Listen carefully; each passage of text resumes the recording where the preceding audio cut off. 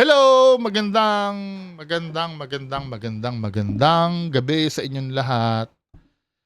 So ito, ah, pag-usapan natin 'to, yung ni-request ni sino ba yung nag-request nito? Shoutout po sa inyo.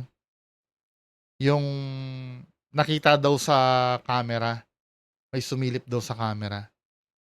So, play natin 'to mga men. Alam ko na content ko na ito, pero sige, i-refresh natin. Pera raw sa isang bahay sa Taguig.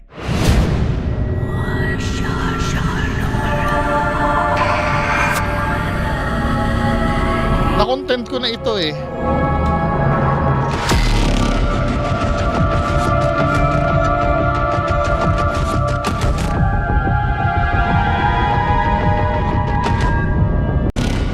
Forward na.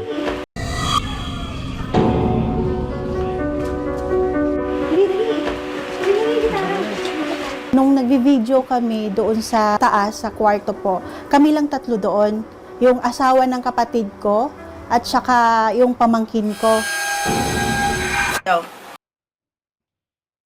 36 na si ate? 36 lang?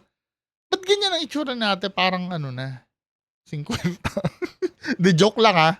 Kapatid ko at saka yung pamangkin ko. So ito yung video. So ang sabi ni ate, sino-sino yung mga nandun? Sa taas, sa kwarto po, kami lang tatlo doon. So, Yung asawa ng kapatid ko asawa ng kapatid at niya saka yung pamangkin ko. at pamangkin niya. So tatlo lang talaga sila, no? Isang bata, isang ano. Let me see that. Go. 1, 2, 3, go. Hello. Katuwa lang namin, katagkanta. Yung tablet na ginamit doon sa pag-video, nilagay ko lang doon sa harap namin. Sa kwarto, isa lang yun ang labasan at saka doon pumapasok. Sa video, syempre, pinanood namin. 1, 2, 3. So yun yung sumisilip dito, no? Yung sumisilip sa likod ng gitarista. In-identify naman ni ate in-identify ni ate na tatlo lang sila. Go. Hello. Yun na yung may sumilip na yon to. 1, 2, 3, go. Hello. Start pa lang nang sabi ko na hello. Biglang lumabas yung hindi ko alam bata ba or babae. Hello.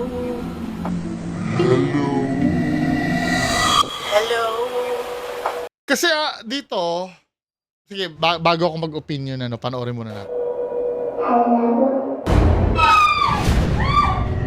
Napasigaw ako. Hindi mo in-expect na merong ganon. Takbo ako pababa.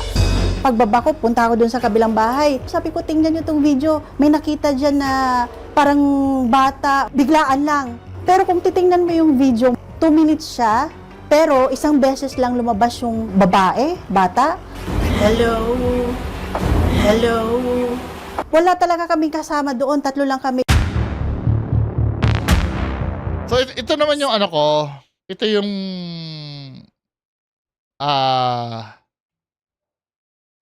analysis, tama ba? Yung video, 2 minutes. Ito kasi ate, no, unang-una, yung kwento niya kasi,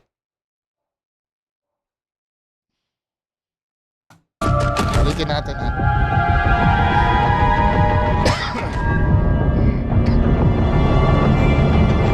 To be fair, fake ba yung video? Hindi naman fake. I don't know, no? Kasi nasa marketing ako eh. Tumitingin din ako ng mga videos or sometimes pag minor lang naman yung editing, ako yung gumagawa. Pag minor lang hindi yung mga technical. Sa akin kasi, mukha naman legit yung video. Mukha naman. Hindi naman siya inedit. Ang titingnan lang natin, kasi magkaiba yung ganito, no? Hindi naman porkit totoo yung video, hindi siya inedit, ibig sabihin, totoo na rin yung multo na nandoon.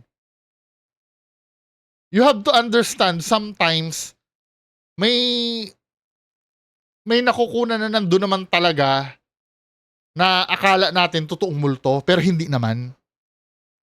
'Di ba? So, ano, ito yung istorya ni ate ha.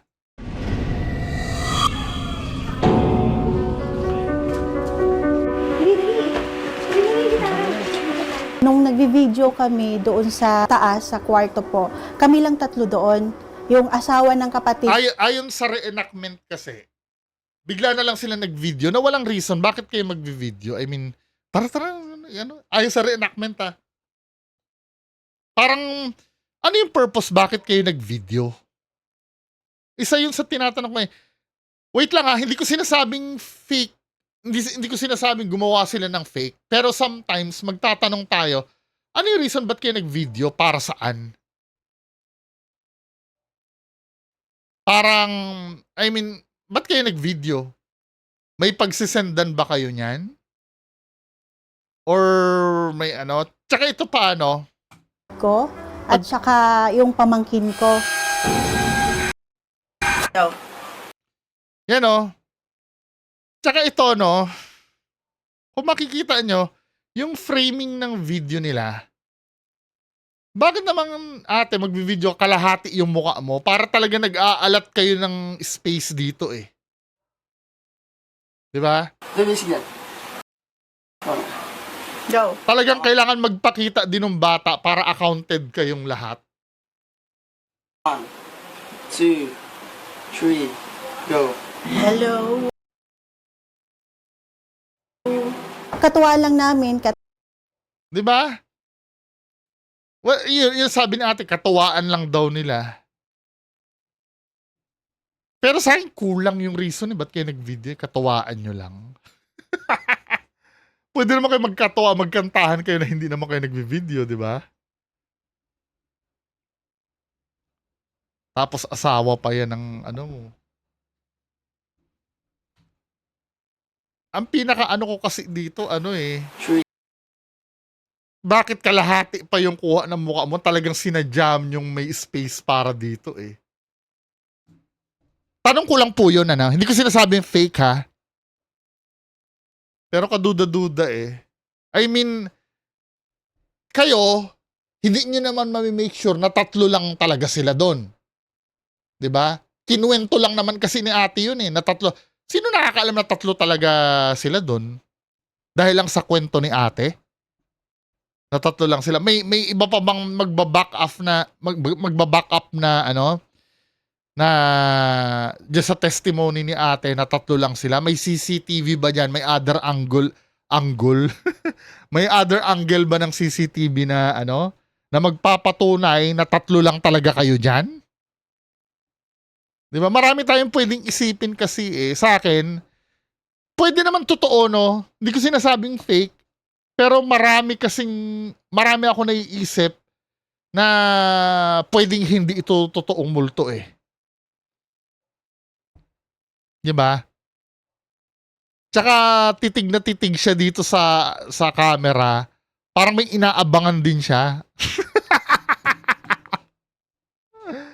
Inuulit ko hindi ko sinasabing hindi ito totoo. Binibigyan ko lang kayo ng reason para magduda. Now, kung convinced kayo na totoo talaga na multo itong sumilip na to, go ahead, kalayaan nyo yun. Di ba? Pero ako may kalayaan din ako mag-isip na ito ay hindi totoo. go. Hello. Katuwa lang namin, katagkanta, yung tablet na ginamit doon sa Katuwa lang namin, katagkanta, yung tablet na ginamit doon sa pag-video, nilagay ko lang doon sa harap namin. Sa kwarto, isa lang ang Titignan ko yung reaction ng bata nung lumabas. hello. Katuwa lang namin, katagkanta, yung tablet na ginamit doon sa pag-video, nilagay ko lang doon sa harap namin. Sa kwarto, isa lang ang, yun ang labasan at saka doon pumapasok. Sa video, syempre, pinanood namin. 1, 2, 3, go. Hello. Start pa lang nang sabi ko na hello. Biglang lumabas yung hindi ko alam bata ba or babae. Hello.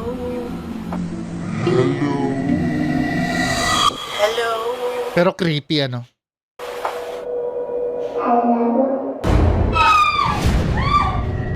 Napasigaw ako. Hindi mo in-expect na merong ganon. Takbo ako pababa. Pagbaba ko, punta ako dun sa kabilang bahay. Sabi ko, tingnan nyo tong video. May nakita dyan na parang bata. Biglaan lang. Pero kung titingnan mo yung video, 2 minutes siya. Pero isang beses lang lumabas yung babae, bata. Hello? Hello? Wala talaga kaming kasama doon. 3 lang kami. Sa kalagitnaan ng interview, si Morse may kakaibang naramdaman. Kinakalimutan talaga ako. Hanggang may narinig Muslim ba si ate? Muslim siguro, may ganun siya no? Sa yung mga Muslim dyan, ano ang version nyo ng multo? Di ba jin na agad yan, di ba? Meron bang, yung sa mga Muslim dyan, tatanong ko, naniniwala ba kayo yung namatay nyo na ay babalik pa? Or lahat ng magpapakita na kaluluwa sa inyo ay jinn na? Paki-comment nga sa baba yung mga Muslim, paano ba yung belief sa inyo ng multo? na yabag ang aming team.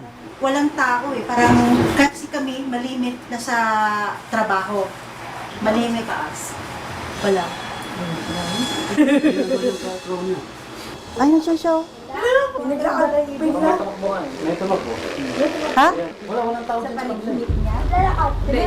kabilang bahay ba, meron ganito rin? Wala kami dyan. Hindi ko lang alam kung captures camera. Uy, parang kasi kami. Hinagalimutan ka, no? Oh. Pagka dalawang dugdug. For me hindi pa considered na footsteps yun eh. Pwede kasing may pumukpok lang sa kapitbahay or pero alam mo naman yung footsteps, di ba? Dug, dug, dug, dug. Pero pag dugdug, pag ganon, nagagalit ba kayo sa akin? Diba? Ito kasi maganda pag nagde-debunk. Diba? Mas maganda kasi pag nagde-debunk ka, ang pwesto mo, wala doon sa lugar. Kasi pag ako, let's say, halimbawa, nandyan ako sa lugar, baka ako pa yung kauna-unahang maniwala dyan sa footsteps na yan. Kasi nga, yun yung tinatawag na confirmation bias or personal bias. Diba? Kasi, halimbawa, kung ako yung part ng crew niyan, at narinig ko yun, kasi ang pinag-uusapan namin kasi dyan, multo eh. So, pag may nangyari dyan, pwede ko na isipin agad na multo yun dahil yun yung pinag-uusapan namin, yun yung hinahanap namin dyan. Gets nyo? Kaya nandun yung personal bias. Kaya mapapansin nyo, mas malinaw ang isip mong mag-debunk pagka wala ka dun sa lugar. Kaya sinasabi ko sa inyo yung halimbawa pagka halimbawa nagde-debunk ka tapos sasabi mo, pumunta ka din doon, sumama ka para malaman mo. May chance talaga maniniwala ako pag nandun ako. Kasi pag pag nag-o-audit ka ng isang bagay na ganyan, dapat hindi involve yung feelings mo dapat eh. Hindi ka dapat involved. Third party ka dapat eh. 'Di ba? Mahirap labanan kahit nga nung sumama ako ng KMJS eh. Pinapanood ko yung nangyayari at may pumapalo doon sa EMA. Mahirap labanan yung personal bias na yan eh. Lalo na pag gustong-gusto mo talagang may mangyari doon sa investigation. Na pag nakuha mo yung gusto mo, pwede mo i-declare agad na paranormal. Kaya nga di ba, pag nagpe-play ako ng video ng exploration namin, well, hindi ko talaga dinideclare. Nakalagay naman sa disclaimer sa unahan ng video ko eh. Wala kami talagang dinideklarang paranormal. Kasi baka mamaya magkalat ako sa inyo na, oy, multo yung yung pagpalo ng EMF meter namin, multo yon. Multo, biglang may nag-explain dyan. Hindi multo yon kasi nagkakataon na dyan sa lugar nyo kasi may cell site dyan or, di ba? Kaya hindi dapat nagdideklara ng paranormal pagka ganyan. Audience dapat yung hahatol. 'Di ba? Now, kung walang pumalag na audience dun sa pinakita mong evidence, malay mo totoo. Malay pa lang yun, di pa confirmed yun, di ba? Diyan. Ang ganda naman ng bahay na to. Wow, ang ganda ng bahay natin. Oo nga, tita, sa wakas may kalaro na ako. Yay! Mula nung lumipat sina Morse dito taong 2013, pakiramdam daw nila may iba silang kasama sa bahay. Uy, Beng! Di ka nga dito, tulungan mo nga si tita. Beng! Asan ka ba?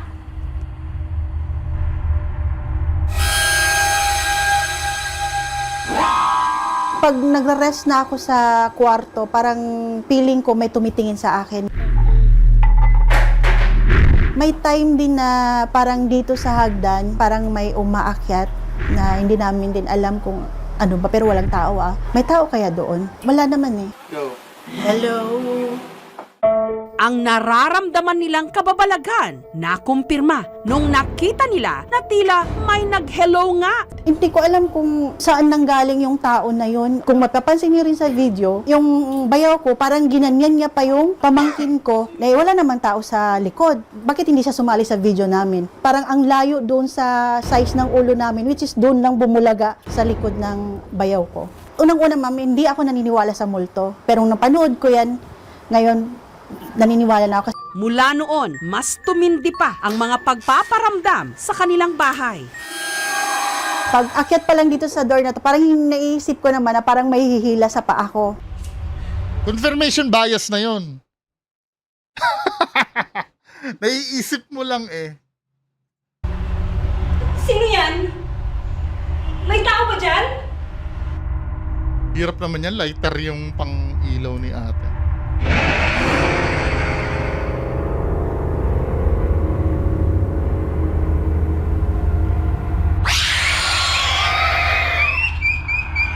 Doon sa hallway din ng papasok ng kwarto, madilim dyan. So parang nangangapa na lang ako doon sa ilaw ko doon sa kwarto.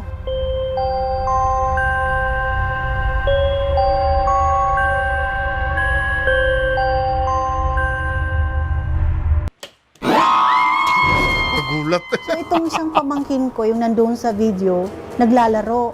So nagulat na lang kami, sabi, may kausap ba yung bata doon sa taas? Eh, wala naman siyang kasama. Yan, yung may kausap-kausap na bata na yan, imaginary friend yun eh. Normal sa bata yun eh. Hindi, kita mo, yung mga normal na bagay nagkakaroon na ng meaning dahil dun sa experience nila na yun. Ganda nito. Ganda. Forward na natin sa mismong investigation. Ito, si video Inisip expert. na Video expert. merong bumulaga doon. Hindi edit. For me ha, ngayon magsasalita yung video expert eh.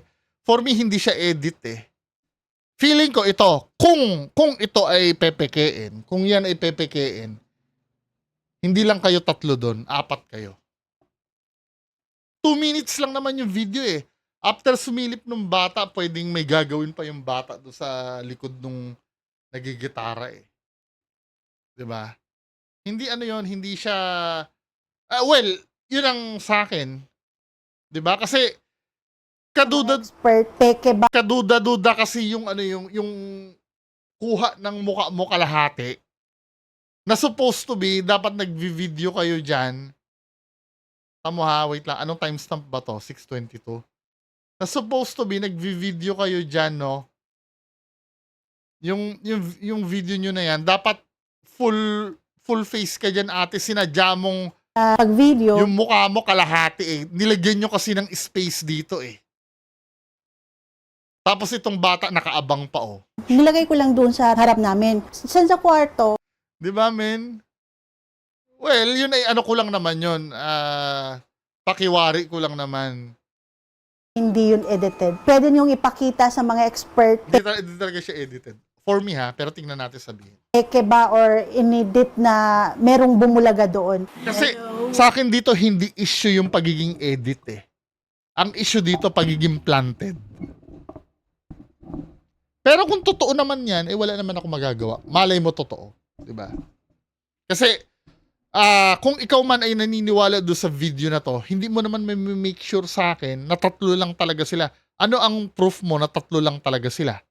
Dahil kinuwento lang ni ate na 3 lang sila doon? Yun ang, may weak yun. 'Di ba? Kahit nga magnanakaw, sinasabi niya, hindi ko ninakaw eh. Kung ganun ka, kung ganun ka maniwala sa isang bagay, uto-uto ka nun. 'Di ba? Now, hindi ko din naman alam na 4 sila dyan. May patunay ba ako? Hindi rin. Wala din.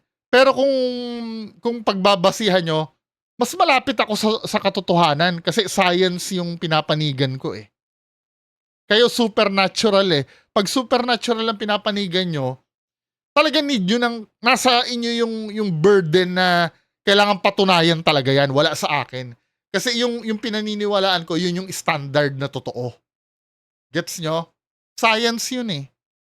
Now, kung totoo man yan, nasa inyo yan, burden nyo yan na patunayan sa akin na 3 lang sila dyan. Ngayon, kung wala kayong mapapatunay at ang sasabihin nyo lang ay yung kinuwento lang ni ate, may karapatan ako hindi maniwala. Di ba? Magkaiba tayo ng sitwasyon, nasa science ako. Ako yung standard na nasa side ako, hindi pala ako yung science kasi, yun yung standard ng totoo eh. Nandun ako sa side nun. Pero until mapapaniwala nyo ako na talagang 3 lang sila dyan, yun, pwede natin i-consider na paranormal na to. Ipinasuri Kaya namin tingnan natin ang sasabihin ng video na. Yung pixel registration niya, na hindi naman siya in-edit. Wala tayong makitang outline dito Okay. na nagsasabi na pinatang siya. Adjust natin exposure, makikita mo naman na sumasabay siya doon sa exposure na nasa paligid niya. Hindi siya edited.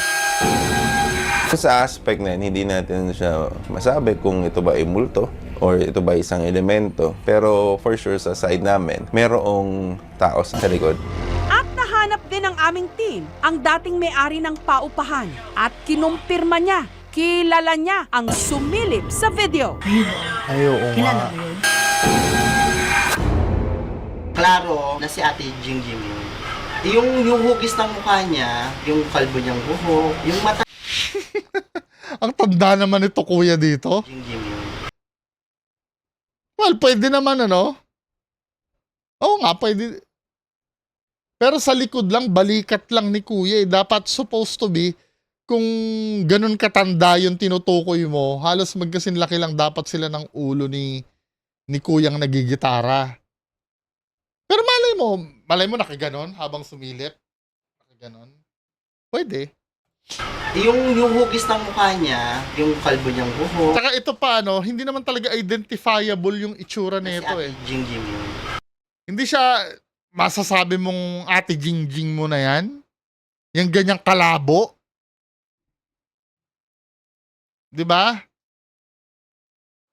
Ano yan eh. Parang may tawag dyan eh. Yung parang bias pa rin yata ang dating niyan eh. Kung na-condition ka na kasi yung isip mo na kailangan siya yon o confirmation bias pa rin.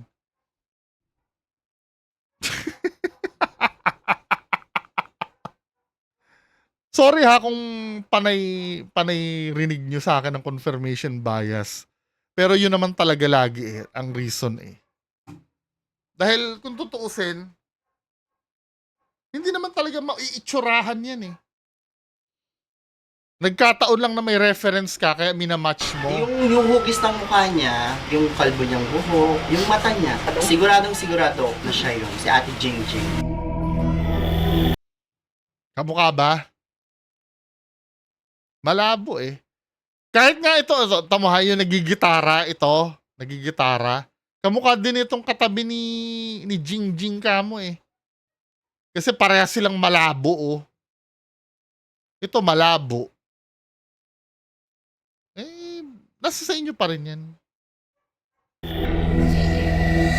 Dito siya nagpakamatay sa bahay na to mismo. Meron siyang mental disorder.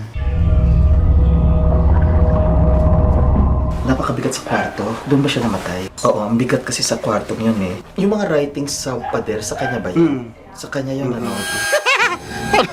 Tanong ng tanong, si Sir Nick Nangit. Kilala nyo to? Tanong ng tanong, dito ba siya namatay? Dito ba siya namatay? Pero hindi nga nagtatanong eh. Napakabigat sa kwarto. Doon ba siya namatay? Doon ba siya namatay? Doon ba siya namatay? Oo, ang bigat kasi sa kwarto yun eh. Yung mga writings sa pader, sa kanya ba yun? Sa kanya yun, ano? Sa kanya yun, ano?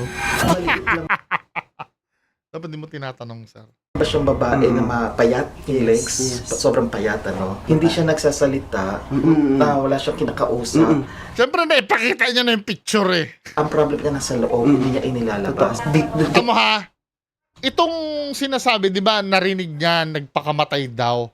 Yung inaano niya, yung kinikwento nung may sixth sense. Na wala siyang kinakausap. Ang problem niya nasa loob, hindi niya inilalabas. Yan yung ano eh, yan yung isa sa signs and symptoms ng may depression eh. Cold reading itong ginawa niya. Nalaman niya kasi na nagpakamatay. Na-mention kasi nito ni Kuya na nagkikwento na nagpakamatay. So lahat ng karakteristik ng may depression, sinasabi nito. Hindi mo na kailangan maging psychic para malaman mo yun. Dito ko umupo kanina kaagad eh. Kasi dito ko nakita yung merong nangyari dito. Meron. Sir, kasi yung time na yun, Okay. abandonado. Kwento! Okay, so siya napunta lang dito. Dito lang siya nag-stay Nag-stay ng lang. isang gabi. Kwento. Bago siya naghang. Kasi dun sa kwartong yun, dun ko palang na-sense, nandoon siya. If napansin niyo yung pendulum ko, umiikot siya. Umiikot siya talaga kasi nandoon siya. Hawak mo yun, sir. Jingjing, nababagabag na yung mga tao dito, lalo na yung mga bata. Ano ba ang iyong dahilan? Bakit ka nagpaparamdam sa kanila?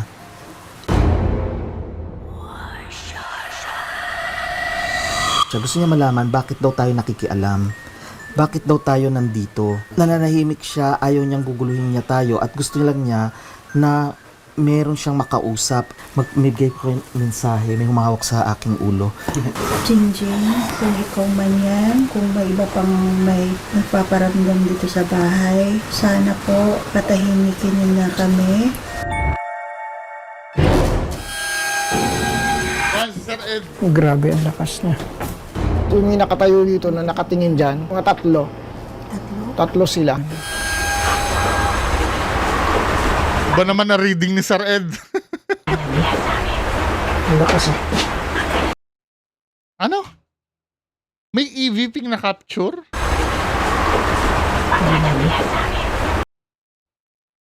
Andyan ang bihag namin. Ang lakas eh.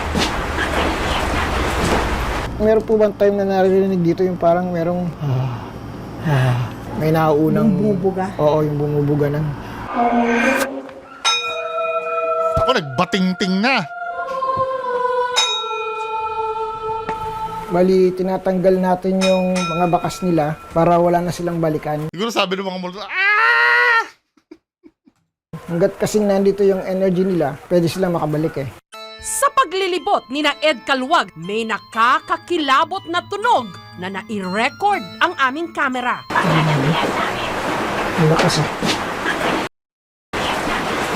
Ano, no? Yun yung tinatawag kasi ng EBP eh. To be fair naman, hindi dahil kaibigan ko si Sir Ed. Sabi yung bias. Hindi kasi, nagkataon lang na kay Sir Ed nangyari yun. Pero pagka EVP kasi, ganyan talaga yan sa camera. Kahit manood kayo ng mga ibang ghost hunting videos, ganyan nakakapture ng EVP, pabulong lagi. Kasi sa spirit world daw, sumisigaw na yan. Saan nagmula ang naturang tinig? Ano ang masasabi ng mga eksperto? Possible na kaharap ni Ed yung nagsalita. Kung ganun kalinaw yung salitang sinabi. Hindi siya may explain. Based din dun sa video na napanood ko, wala namang kaharap si Ed. Posible rin naman siyang Kasi may lapel yan eh. May microphone siya na lapel. ng boom mic kasi sa baba ang maraming tao tapos closed door yung kwarto. Boom mic pala ang gamit. Yung ganun. Hindi pala lapel. Sumingit yung boses na nagsasabing nandyan ang bihag namin. Mayroon nga mga entity na bumibihag sa kaluluwa ng babaeng nagpakamatay para hindi siya makawala. Sa dahilan na kapag nag-i-spread ito ng takot o nakakapagbigay ng takot sa mga taong pumupunta dito, mas lumalakas itong mga tinatawag nating demonic entity. Halika. Pero ang sabi niya kasi ng una, 3 daw eh. 3 daw. bakit hindi sila satisfied doon sa unang kinuha nila? Kaya pinatawag nila si Sir Ed. Grabe ang lakas niya. Wow. Yung nakatayo dito na nakatingin dyan, mga tatlo sila. So, yun yung bumihag. Ang ginagawa ko dito, confirmation bias. Kasi may sinabi siyang tatlo, then may i-beeping na capture na yun yung bumihag. Ang mangyayari kasi, idudugsong natin yun. Confirmation bias yun. Yung ginawa ko. Kaya sometimes, Ang masasabi na mahirap kasi magsuri ng ganito eh. Unang-una, pinipilit kong ihiwalay yung pagkakaibigan namin dalawa ni Sir Ed. 'Di ba? Sinasabi ko sa inyo yung totoo. Mahirap kasi yan eh. Yung request sa akin na, oy, i-react mo yung yung isang video daw ni Sir Ed tungkol dun sa may namatay na sinusubukan ko kasi magiging bias talaga ako. Gusto kong ihiwalay doon. Kasi pag dumating na kinukonfirm ko yung nangyayari, since kaibigan ko si Sir Ed, may bias na ako doon eh. 'Di ba? At hindi ko naman pwedeng itanggi sa inyo yon. Ngayon, pagdating dito, mas magandang no comment ako. Pero magbibigay ako ng mga sinabi. eksperto. Possible na kaharap ni Ed yung nagsalita. Kung ganun kalinaw yung salitang sinabi. Hindi siya ma-explain. Based din dun sa video na napanood ko, wala namang kaharap si Ed. Posible rin naman siyang makapture ng boom mic kasi sa baba ang maraming tao tapos closed door yung kwarto. Sumingit yung boses na nagsasabing nandyan ang bihag namin. Mayroon nga mga entity na bumibihag doon sa kaluluwa ng babaeng nagpakamatay para hindi siya makawala. Sa dahilan na kapag nag-i-spread ito ng takot o nakakapagbigay ng takot sa mga taong pumupunta dito, mas lumalakas itong mga tinatawag nating demonic entities. Halika. Lumabas ka. Sumama ka na sa akin. Ihahatid kita.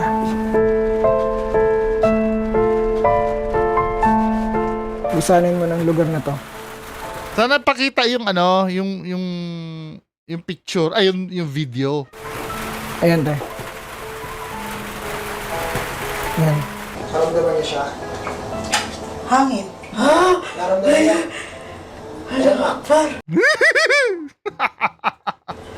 Sa may kandila. Hindi kasi baka kasi siyempre sinuggestan ni Sir Ed yun, baka siyempre pwede naman totoo na may naramdaman talaga siyang hangin, or pwede lang dahil sinuggestan ni Sir Ed na makaramdam siya ng hangin. Kasi pwede naman kasi every time may hangin tayong nararamdaman eh. 'Di ba? Pwede kasi nagkataon na naramdaman mo yung hangin, parang na-i-highlight lang yun. O, nagiging fair ako sa inyo ha. Naramdaman niya siya. Oo. Lalabas yan. Palabas na. Sa may pintuan na. Buksan ng pinto. Medyo Para gumaan. makalabas. Dahil kahit papano, may ginawang ganito. Prayer lang, wala namang mawawala. Kahit may nararamdaman kami, tingnan nyo, itong kwarto, 2 palapag, mura lang ang upa. Lakas lang ng loob. May tiwala ka Mura lang ang upa. sa Allah, May free sumisilip. na sa kanya ka lang natatakot eh. At saka isa pa, hindi siya nananakit eh. Nagpapakita Ngayong lang. undas, bigyan ng sapat na dasal at panahon ang ating mga yumaong mahal sa buhay. Alalahanin natin sila nang hindi na nila kailangan pa tayong paalalahanan. Hello?